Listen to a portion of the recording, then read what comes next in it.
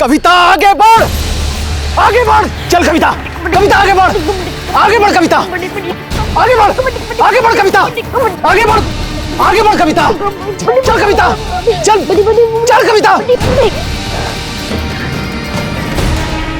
प्रवीण, तू अपनी बहन को कमजोर बना रहा है। ऐसा करेगा तो लड़ना कैसे सीखेगी? मैंने देखा तूने ग्रिप ढीला किया था। कविता, अपना जिंदगी का जंग खुद लड़ना पड़ता है बेटा। अपना जीत का रास्ता तुझे खुद बनाना होगा।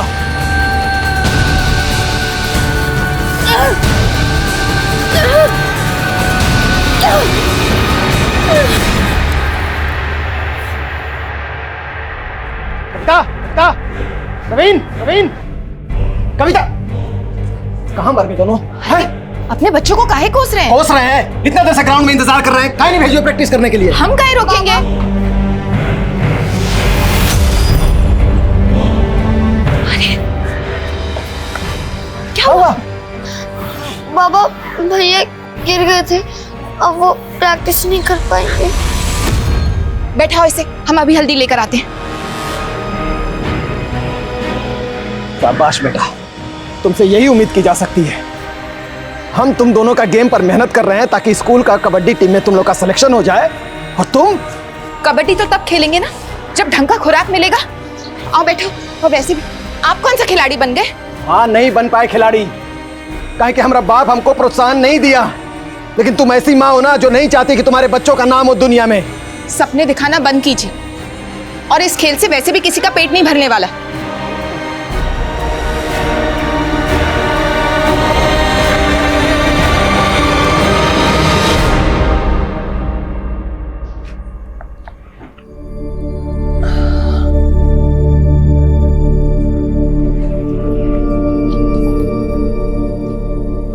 अरे कविता बेटा, तू सोई नहीं अभी तक? बाबा, आप भैया से अभी भी नाराज हैं? बाबा, भैया कबड्डी प्लेयर नहीं बनना चाहते, इसलिए वो प्रैक्टिस से भागते हैं। और तू कबड्डी प्लेयर बनेगी ना बेटा? तू अपने बाबा का सपना पूरा करेगी ना? हाँ बाबा, पर आप ये शराब पीना छोड़ दीजिए बाबा।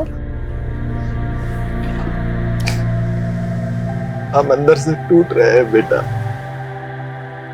हम तुम लोग के लिए कुछ नहीं कर पाए ना, इसलिए शराब पी लेते हैं। पर प्रॉमिस, तू जिस दिन बड़ा कबड्डी प्लेयर बनेगी ना,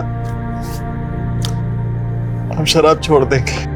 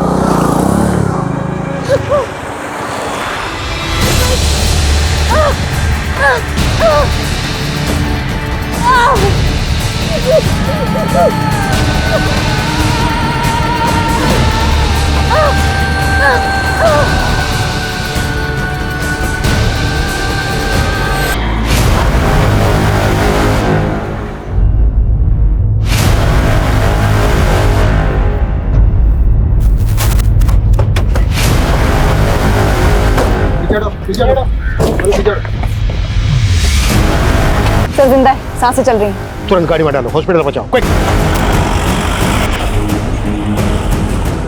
सर ये देखिए, ड्रैगिंग के मार्क्स सीधे जंगल से सड़क की तरफ आ रहे हैं। हो सकता है ये लड़की जंगल से रोड तक सरकते सरकते आई हो।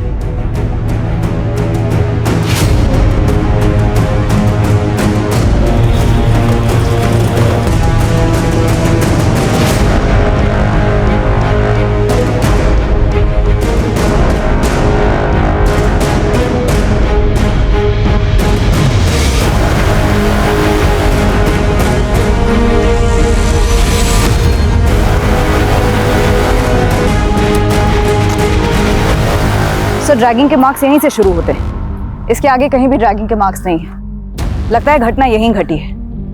उधर शराब की बोतलें और खाना देखकर लगता है किसी शराबी जुआरी ने इस घटना को अंजाम दिया है। लेकिन कोई रैंडम ऑफेंडर लड़की के हाथ पैर बांध के ऐसे क्यों छोड़ेगा? फिर भी इस तरह के सभी लोगों को राउंड अप करो और लड़की की पहचान पता करने की कोशिश करो।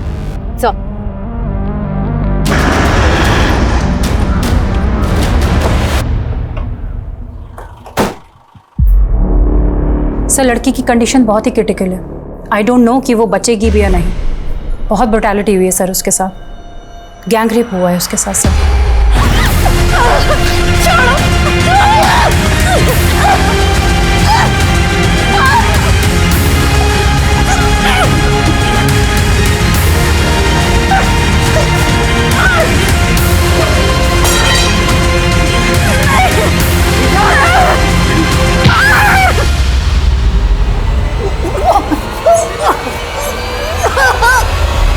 सर जब लड़की को एडमिट किया गया था उसके कपड़े गीली मिट्टी से सने हुए थे,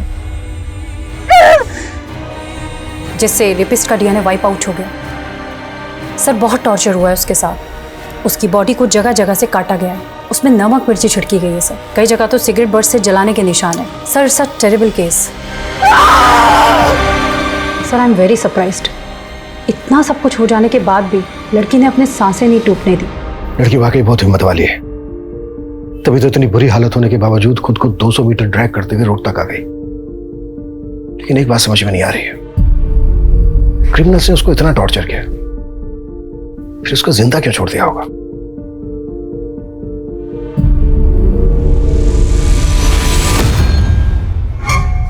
ए लड़की, ए चल निकल, छोड़ दिया तुझे, जा जा।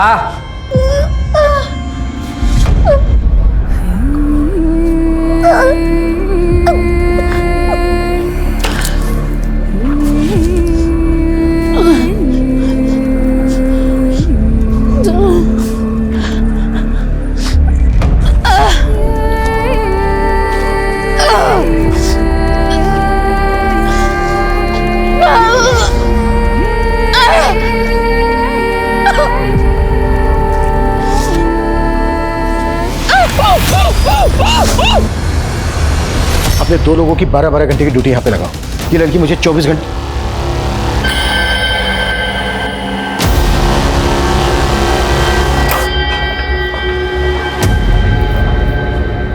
सिस्टर, इनका हाथ ऐसे ऐसे सीधा करना है।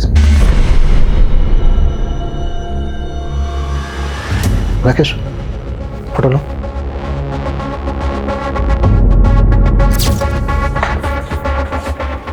ये जो टैटू है, इसमें किसी साउथ इंडियन लैंग्वेज में शायद ये कोई शब्द है, मे भी किसी का नाम हो। देखो, किसी मिसिंग कंप्लेन में इस तरह के टैटू का जिक्र है क्या? क्रिमिनल्स तक पहुंचने के लिए हमें इस लड़की की पहचान पता करना बहुत जरूरी है।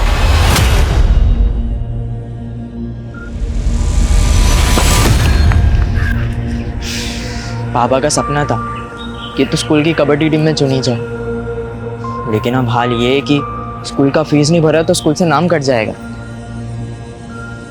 भैया क्यों ना हम पढ़ाई के साथ साथ कोई और काम ढूंढ ले।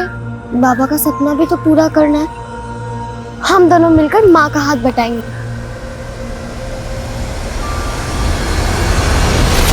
तो ऊपर वाला बड़ा है निर्दयी। अब इस उम्र में तुझे विधवा कर दिया, ऊपर से 2 बच्चों का भार। तू ना चिंता मत कर, हम सब सही कर देंगे। तू ही पहुंचाया हमें इस हाल में, लेकिन तेरे इरादे हम कभी कामयाब नहीं होने देंगे। ये रस्सी डल गई, इसकी ऐंठन खत्म नहीं हो रही। तो रुक, अभी बताता हूं तुझे मैं।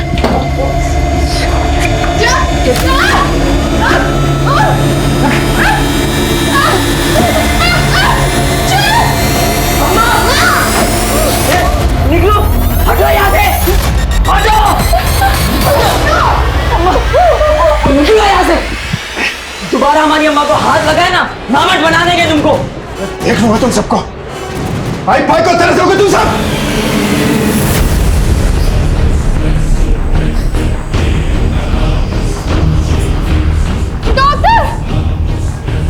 क्या हुआ? तुम इंजेक्शन रेडी करो फटाफट।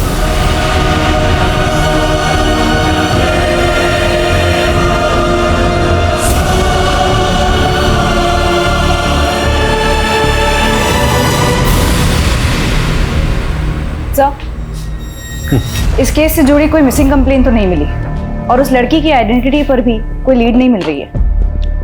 मैंने पता किया, उस लड़की के हाथ में जो टैटू है वो कन्नड़ में वेंकट लिखा है। हो सकता है किसी आदमी का नाम हो जो उसके बहुत अजीज हो।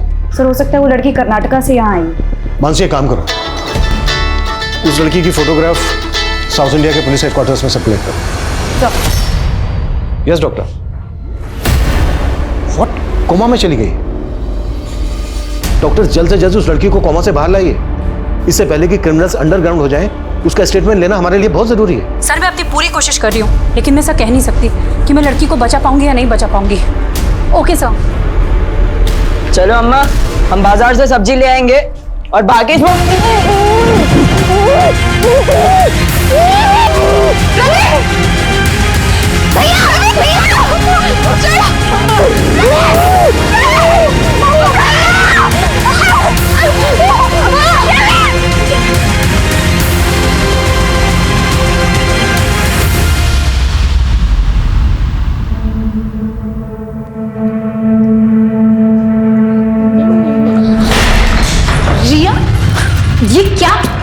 ये क्या किया तूने? कहा था ना तुझे अपनी बेटी को काम पर मत लेके आना। अब इस नुकसान की भरपाई कौन करेगा? हाँ बेटा तू थोड़ा ध्यान रखा कर, ऐसी गलती होगी तो कौन काम पे रखेगा बता। एक काम भी छूट गया ना तो घर चलाना मुश्किल हो जाएगा। समझ नहीं आ रहा कि तुझे घर पर कैसे अकेले छोड़ के जाऊं। मम्मी मैं अकेली रह लूंगी, अब मैं बड़ी हो गई हूँ। तुम नहीं जानती कि दुनिया कितनी खराब है। मुझे आज भी याद है कि मैंने कितना सहा जब मैं छोटी थी। कविता का एक संसार था, लेकिन मुश्किल के वक्त में वो अकेले लड़ रही थी अपनी मौत के साथ। पुलिस को लग रहा था कि वेंकट कविता का कोई अजीज होगा, लेकिन अब तक पुलिस ऐसे किसी वेंकट को नहीं ढूंढ पाई थी जो कविता को जानता हो। कविता के गुनहगार उसके अपने थे या कोई गैर? दूर हो मुझसे,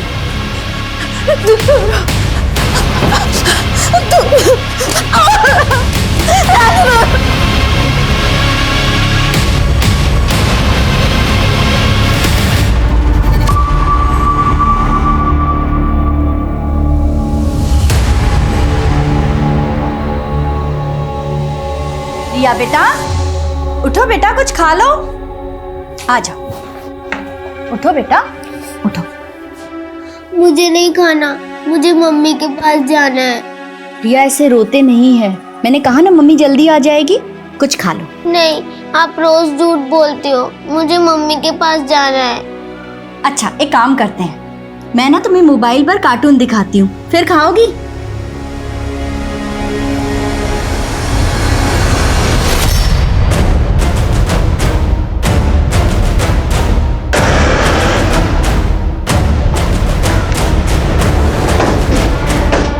सर मैं नंदा, मैंने ही आपको फ़ोन किया था। वो जब मैंने कविता की फ़ोटो देखी, कविता मेरी किराएदार है और यहाँ अपनी बच्ची के साथ रहती है। इधर आओ बेटा। सर वो जब से कविता गई है तब से ही ऐसी डरी डरी सी ही रहती है। कविता का पति कहाँ रहता है? वो यहाँ नहीं रहता। कविता ने बताया था कि उससे पहले से ही अलग हो गई है। कविता के पति का नाम क्या है और कविता कहाँ की रहने वाली है? उसके पति का नाम तो मुझे नहीं पता। हाँ कविता झारखंड की रहने वाली है। अच्छा, कविता के हाथ पे ना एक टैटू है जिसमें कन्नड़ में लिखा है वेंकट। आप किसी ऐसे वेंकट को जानती हैं जिसको कविता जानती हो? नहीं सर, मैं कविता के बारे में ज़्यादा नहीं जानती हूँ। अभी 4 महीने पहले ही वो यहाँ रहने के लिए आई थी। पर हाँ उसका एक बड़ा भाई है और आखिरी बार वो उससे ही मिलने के लिए गई थी। हाँ कविता? दीदी मैं अपने बड़े भैया से मिलने जा रही हूँ, आने में थोड़ी देर हो सकती है। आप तब तक रिया का ध्यान रखेंगे? हाँ हाँ बिल्कुल, अच्छे से रहना। बाय बेटा। बाय। लेकिन वो आई ही नहीं और जब मैंने यहाँ की पुलिस को बताया तो उन्होंने भी कुछ ज़्यादा इंक्वायरी नहीं की। कविता का भाई रहता कहाँ है? वो मुझे नहीं पता। कविता का नंबर तो होगा आपके पास? हाँ है। कविता के घर की तलाशी लो, हो सकता है कविता के घर में उसके पति और पति से रिलेटेड कोई क्लू मिल जाए। सर मित्रा जी, आपको किसी पे शक है जो कविता का ही हाल कर सकता है? हाँ सर, एक आदमी है मंगल, और मैंने उसके बारे में पुलिस को भी बताया था, पर 2 महीने हो गए पुलिस उसे ढूंढ ही नहीं पाई। ढूंढ नहीं पाए मतलब? ये कौन है मंगल? क्या किया था इसने ऐसा? सर, 1 नंबर का नशेड़ी है, पूरा मोहल्ला उससे परेशान रहता है।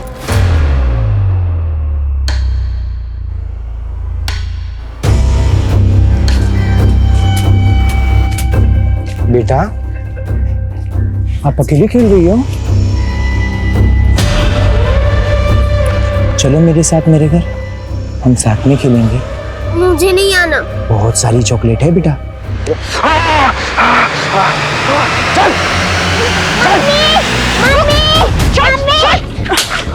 तेरी हिम्मत कैसे हुई मेरी बेटी को हाथ लगाने की? तुम दोनों को अभी अंदर करवाती हो। रुको। ठीक हो तुम? लोकल पुलिस से कांटेक्ट करो, पता करो ये मंगल कौन है, इसकी पूरी हिस्ट्री निकालो।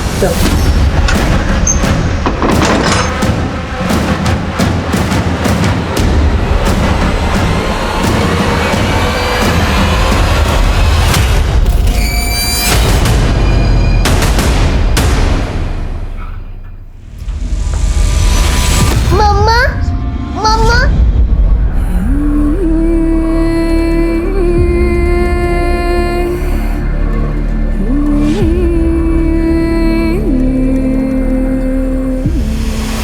सर, गाजियाबाद पुलिस से मंगल और उसके दोस्त पिंटू का फोटो मिला है। कविता के गायब होने पर नंदा ने इन्हीं दोनों पर आरोप लगाया था। मंगल,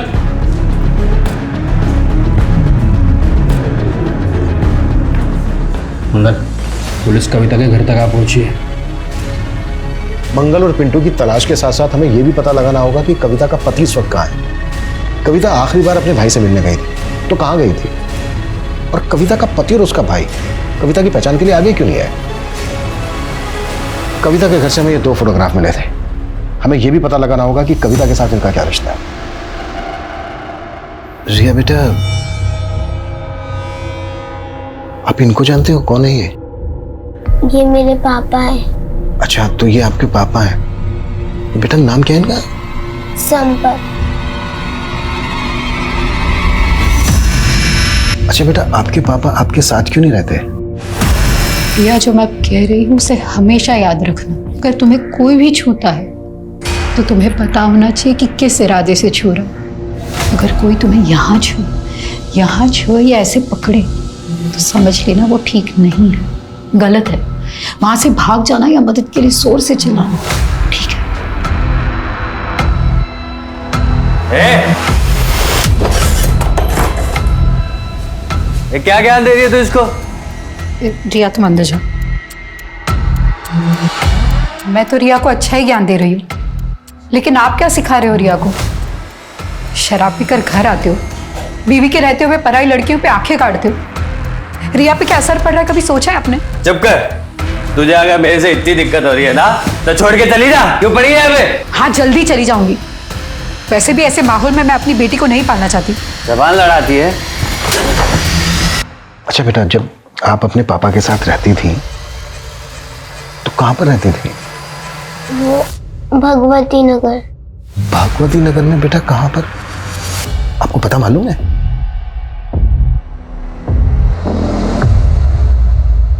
अच्छा बेटा, ये कौन है? इनको जानते हो?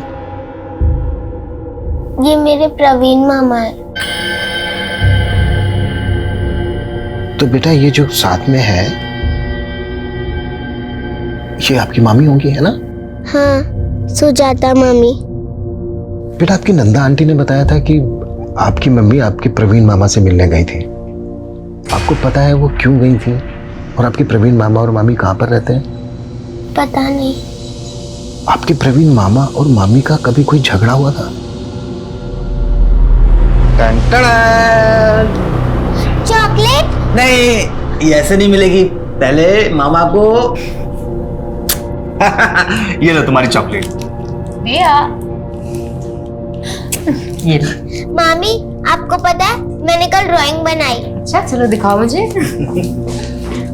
भाभी चाय 2 मिनट में आई। अरे कविता, तुमने रिया का एडमिशन कराया ना स्कूल में? वो भैया दाखिले से पहले बच्चे के माँ बाप का भी इंटरव्यू लेते हैं। इसके लिए हमें अंग्रेजी सीखनी पड़ेगी। बस कैसे भी करके उसका वहाँ दाखिला हो जाए। भैया हमारा स्पोर्ट्स भी है। अच्छा। अब हम तो कबड्डी प्लेयर बन नहीं पाए, पर रिया हमारे बाबा का सपना जरूर पूरा करेगी। और अच्छा है ना? बनेगी ना तू कबड्डी प्लेयर? हाँ मम्मा, मैं बहुत बड़ी कबड्डी प्लेयर बनूंगी। ओह अच्छा, तो आपकी मम्मी आपको कबड्डी प्लेयर बनाना चाहती हैं, है ना? Strong girl. अच्छा बेटा, आपकी मम्मी के ना यहाँ पर हाथ पर बेटा ये एक कन्नड़ में ना एक नाम लिखा है, वेंकट। बेटा आप बता सकते हो ये वेंकट कौन है?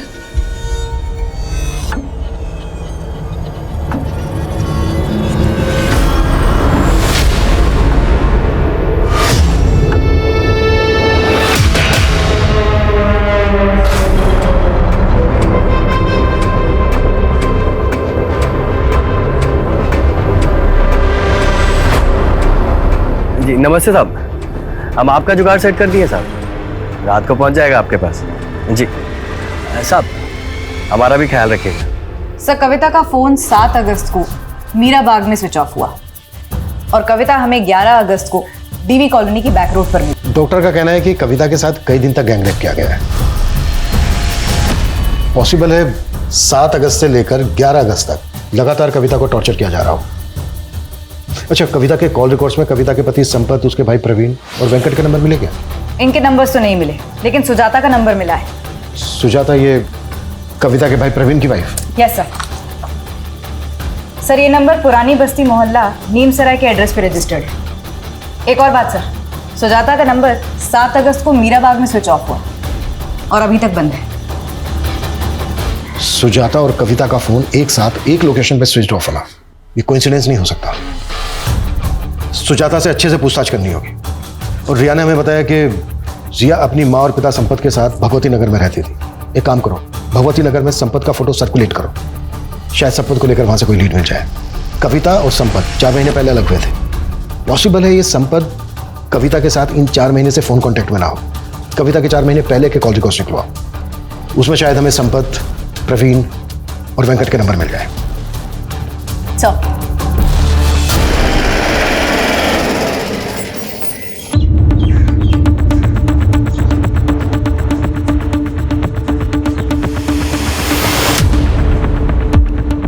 यहाँ तो अक्सर ताला ही लगा रहता है, सुजाता बहुत कम ही रहती है यहाँ पे।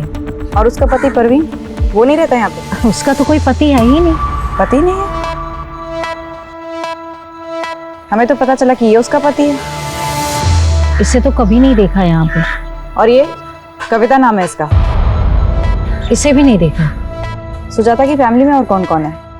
उसकी कोई फैमिली नहीं है, वो अकेले ही रहती है। और जब भी आती है तो नए नए आदमी आते जाते रहते हैं। हमने तो सुना है वो धंधा करती है। What? सुजाता एक प्रोस्टिट्यूट है? कविता और सुजाता का फोन एक साथ 7 अगस्त को मीरा बाग में स्विच ऑफ हुआ था। मैंने कहा था ना, ये कोइंसिडेंस नहीं हो सकता। सुजाता इस वक्त हमारी प्राइम सस्पेक्ट है। हमें सुजाता और प्रवीण दोनों को ढूंढना होगा। और थोड़ा देना, बाद में दूंगा भाई। अरे मंगल मांग रहा है। समझा दे। देख पुलिस, अबे भाग।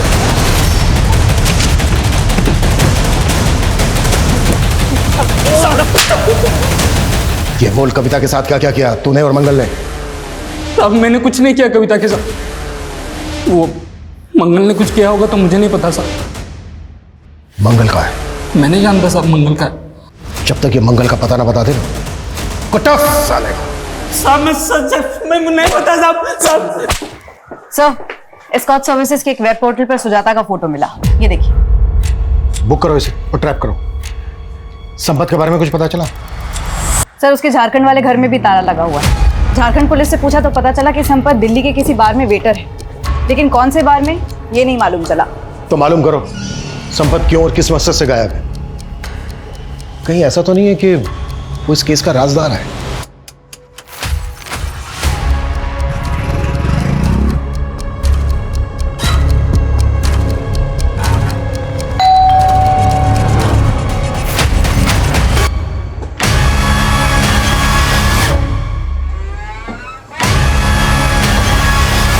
चलें। नहीं सर, आप जिस नंबर की बात कर रहे हैं वो मैं नहीं इस्तेमाल करती थी। वो तो कविता का भाई प्रवीण इस्तेमाल करता था सर। तो प्रवीण कहाँ है? सर मुझे नहीं पता कहाँ है वो। देखो, हमें पता चला है कि तुम प्रवीण की वाइफ हो। हम तो सिर्फ अच्छे दोस्त थे, और प्रवीण तो किसी का पति बन ही नहीं सकता। क्यों? सर वो नामर्द है सर। प्रवीण नामर्द है? मैं झूठ नहीं बोल रही हूँ सर, इसीलिए तो वो सबसे अपनी पहचान छुपाता रहता था। लेकिन वो शुरू से ऐसा नहीं था सर, उसे नामर्द बना दिया गया था। मतलब? कविता और उसका परिवार झारखंड के एक छोटे से कस्बे में रहते थे। वहाँ पे जमीन के विवाद में कोई नारायण नाम का आदमी, उसने उसके बाप को मरवा दिया, और उसी आदमी ने उसकी माँ का रेप करने की भी कोशिश की।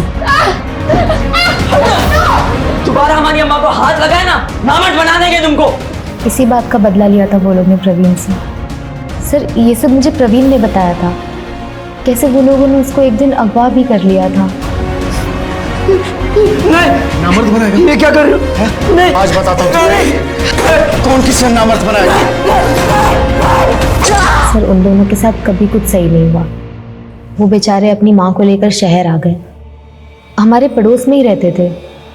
उसकी माँ और उसकी बहन घर घर जाकर काम करके अपना गुजारा कर रहे थे वो लोग। और इस हादसे के बाद तो प्रवीण जैसे डिप्रेशन में चला गया था। कई सालों तक तो हमें लगता था कि प्रवीण को कोई दिमागी बीमारी है। वो इतना चुप चुप रहता था। सर कविता ने मुझे कभी नहीं बताया कि प्रवीण के साथ क्या हुआ है, लेकिन मैं मन ही मन प्रवीण को पसंद करती थी। और फिर एक दिन मैंने उसे बाजार में इसे देखा। जब उसकी माँ गुजर गई और कविता की भी शादी हो गई, उसके बाद तो प्रवीण और भी अकेला हो गया था। लेकिन मैंने एक सच्चे दोस्त के नाते उससे मिलना बंद नहीं किया। वो तो कविता के बेटी और उसके पति को भी अपनी सच्चाई नहीं बताया। उन्हें यही लगता है कि मैं उसकी बीवी हूँ। लेकिन तुमने अभी तक ये नहीं बताया कि प्रवीण कहाँ है। सर कई महीनों से मैं प्रवीण से नहीं मिली हूँ। कविता का पति कहाँ है अब? इस बारे में मुझे नहीं पता सर। कविता कौन से गांव की रहने वाली है? गोदा गांव के रहने वाले हैं वो लोग। कविता के हाथ में यहाँ टैटू है एक, जिसमें कन्नड़ में लिखा है वेंकट। ये वेंकट कौन है? मुझे नहीं पता सर।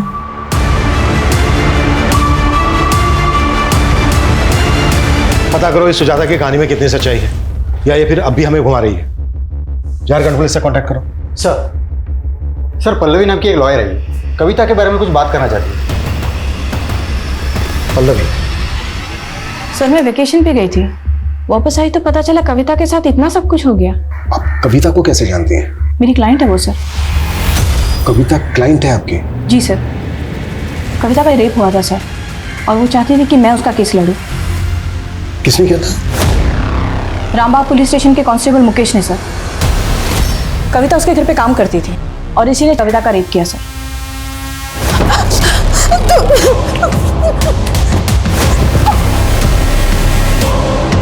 एक पुलिस कांस्टेबल ने कविता का रेप किया था? जी हाँ सर, और उसके पति ने भी उस बेचारी का साथ नहीं दिया सर।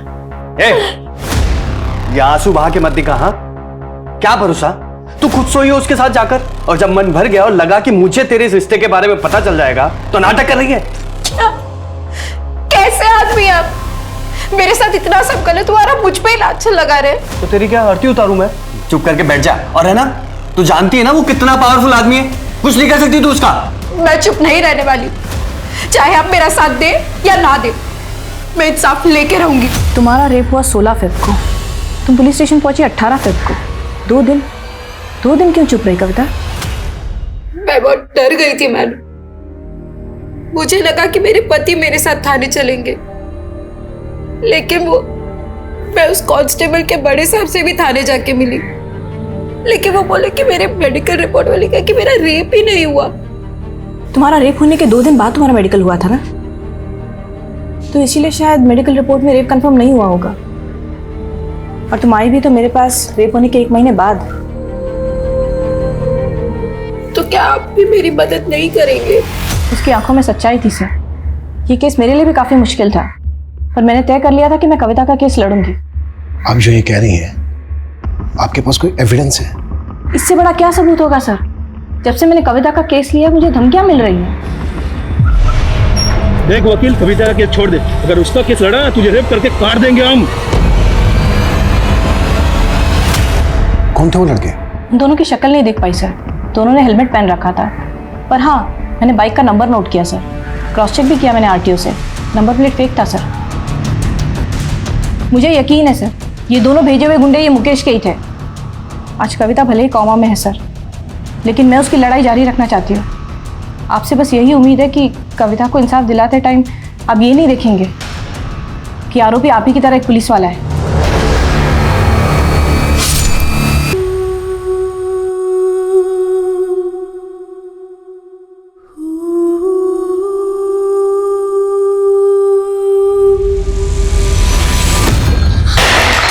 रिया, ये क्या किया तूने? कहा था ना तुझे अपनी बेटी को काम पर मत लेके आना। अब इस नुकसान की भरपाई कौन करेगा? हाँ, आखिरी बार बोल रही हूँ, इसे काम पे मत लेके आना। अरे इतना अच्छा शोपीस तोड़ दिया, देखो तो। बच्चे को क्यों डांट रही हो तुम? है छोटी सी चीज तो तोड़ी है। तू टेंशन मत ले, चाय बना के ला मेरे। जी सर। सर, हमने इस केस को बहुत अच्छे से इन्वेस्टिगेट किया था। कविता के आरोपों में कोई सच्चाई नहीं थी, सरासर झूठ बोल रही थी वो।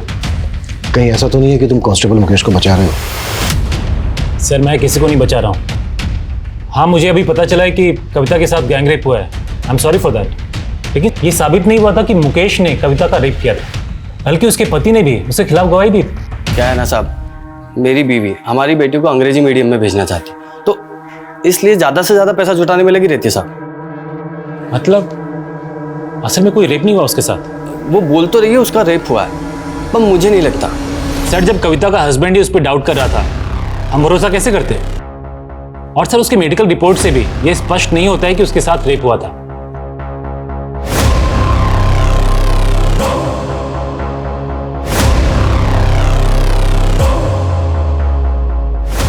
नहीं सर, ऐसा नहीं है जैसा आप कह रहे हैं। सर, दरअसल क्या है कि कविता की बेटी ने हमारे घर में एक कीमती सामान तोड़ दिया। मेरी बीवी उदिता ने उसकी बेटी को डांट दिया। बस सर, इसी खुंदक में उसने मुझे बदनाम करने की कोशिश की। लेकिन उसके पति ने तो स्टेटमेंट दिया है कि वो ये सब करके तुमसे पैसा वसूल करना चाहती थी।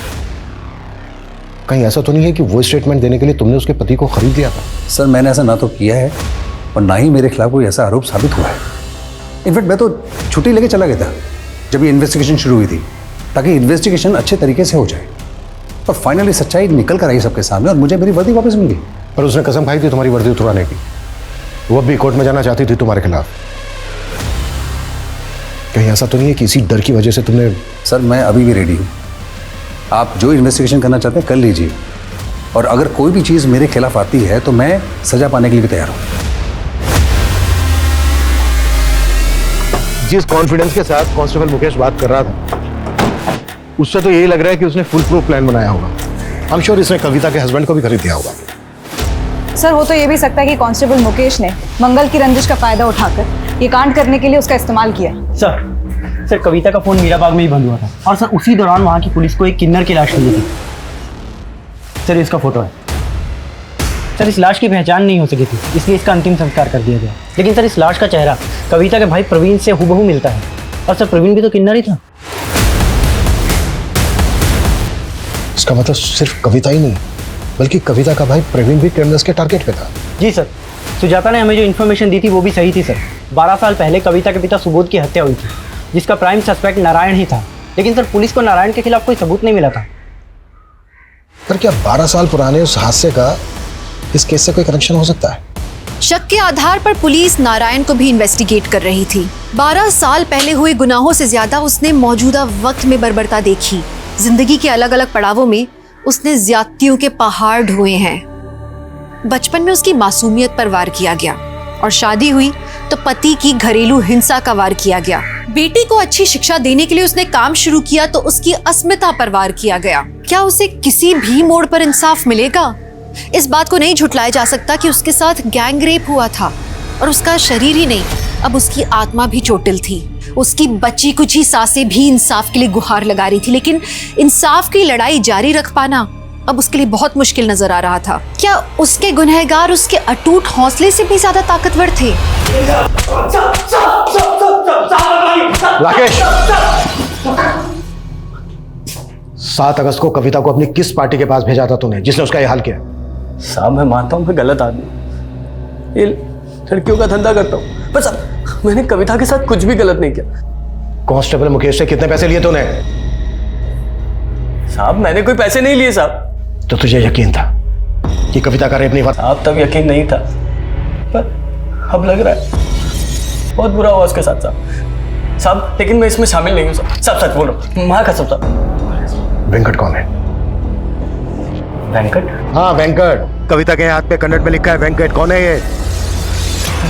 हाँ साहब, वो कविता के कलाई पे साउथ इंडिया भाषा में कुछ लिखा तो था, पर साहब मुझे नहीं पता वो वेंकट लिखा था साहब। साहब वो बोली थी वो शादी के पहले का लिखा था, उसकी माँ के साथ कर्नाटका गई थी तो मंदिर के बाहर गुदवाया था। ये मंगल तेरे रैकेट का हिस्सा है ना? मैं नहीं जानता साहब किसी मंगल को।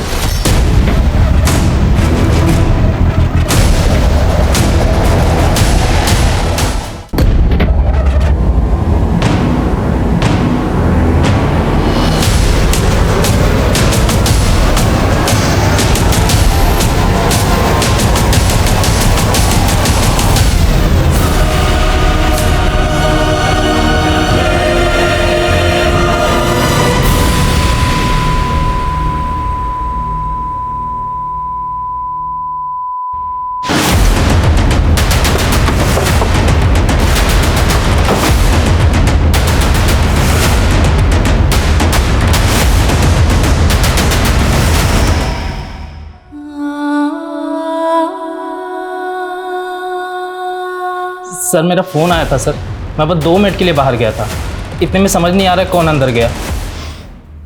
तुम्हारे इस फोन और 2 मिनट के चक्कर में एक इंसान की जान चली गई। सीसीटीवी फुटेज निकलो। सर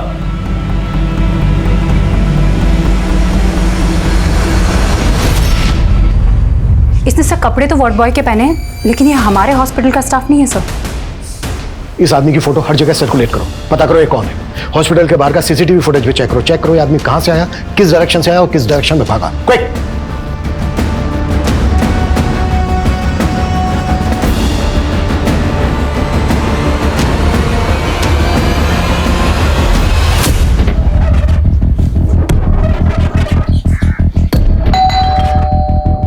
सर फोन ट्रेस हो गया है, इसकी लोकेशन।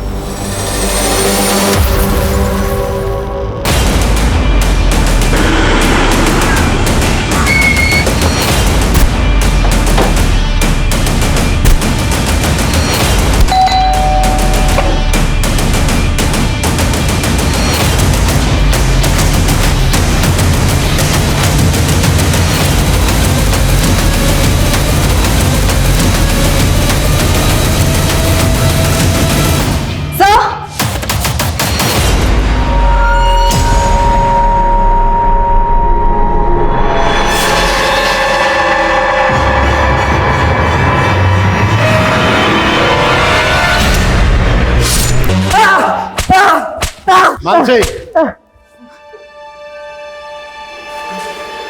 चलो हो जाओ शुरू। बताता हूँ सर, बताता हूँ सर। पहले हमने उसके भाई को मारा। हाँ। भैया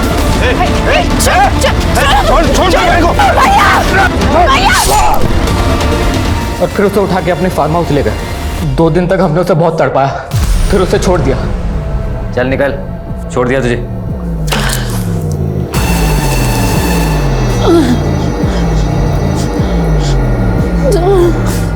हमने सोचा कहीं उसने मुंह खोल दिया तो, इसलिए उसको फिर से उठा लिया और उसके साथ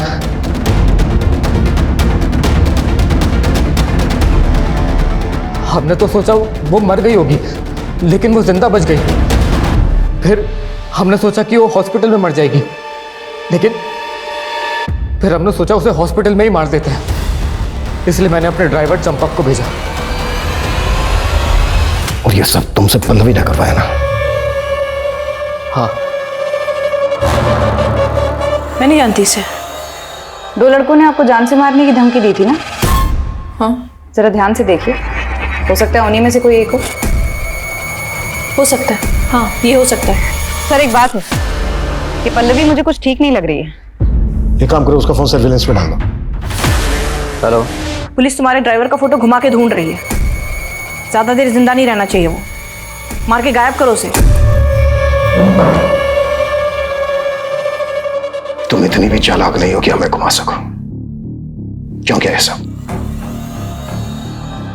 मैंने ये कविता का रेप केस ये सोच कर लिया था कि अगर मैं ये पुलिस कांस्टेबल मुकेश को सज़ा दिला देती हूँ तो बहुत जल्दी पॉपुलर हो जाऊंगी। लेकिन जैसे जैसे मैंने इसका केस स्टडी किया तो पता चला कविता को बेकसूर साबित करने के लिए इस केस में तो कुछ है ही नहीं, न गवाह ना सबूत। सोचा लैक ऑफ एविडेंस के चलते अगर मैं ये केस हार गई तो करियर बर्बाद हो जाता मेरा। इसीलिए मैं उस कविता को टालने लग गई थी। मैडम, आप इतने दिन से बोल रही है कि कोर्ट में अर्जी फाइल करेंगे, लेकिन अभी तक कुछ किया नहीं। हाँ तो टाइम लगता है ना कविता। लेकिन मुझे अभी आप पे भरोसा नहीं है। मैंने जो आपको फीस के पैसे दिए थे वो आप वापस कर दीजिए। तेवर ना जाके किसी और को दिखाना, जा नहीं करते तेरे पैसे वापस, निकल चल।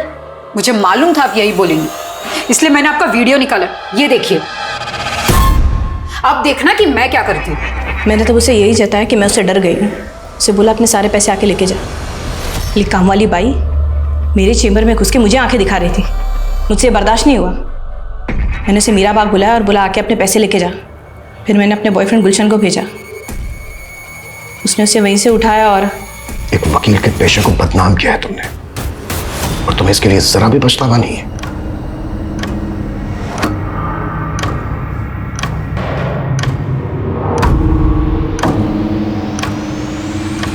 हम अक्सर देखते हैं कि इंसाफ की लड़ाई सौदेबाजी का व्यापार बन जाती है। सच को अक्सर मक्कारी से दबा दिया जाता है, जो हमारे मन में कानून के लिए अविश्वास पैदा करता है।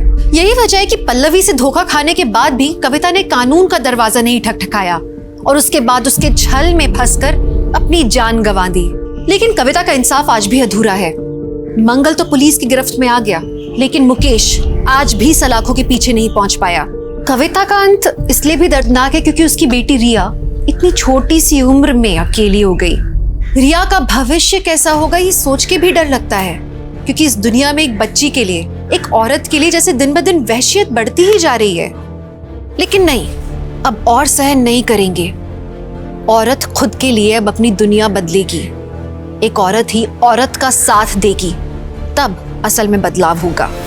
तो चलिए, मैं दिव्यांका त्रिपाठी दहिया अब लेती हूँ आपसे विदा। फिर मिलूंगी एक नए केस के साथ। तब तक देखते रहिए क्राइम पेट्रोल सतर्क, विमेन अगेंस्ट क्राइम। एक औरत पर वार, अब हर औरत का भार। स्वस्थ रहिए, सतर्क रहिए।